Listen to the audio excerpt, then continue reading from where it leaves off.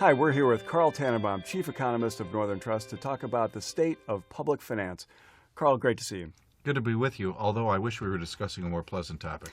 Well, there has been a glimmer of hope on the federal deficit side. Are we seeing the same bit of progress at the state and local level? Unfortunately, no. While our federal deficit has continued to shrink as a percentage of our economy, the problem at the state and local levels has continued to grow. What one think tank called a $3 trillion problem a few years ago is now a $4 trillion problem, and it seems to be getting worse and worse. So what are the challenges facing local governments?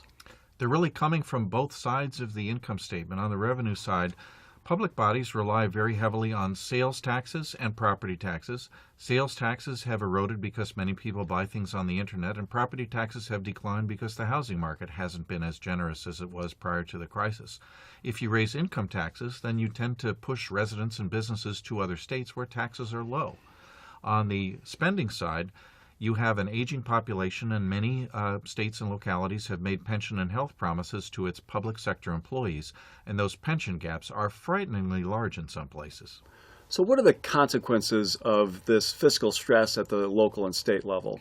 There are local and also national consequences to this. The local consequences are that if there's an uncertain fiscal situation, it's much less likely that people and firms will want to live in your area.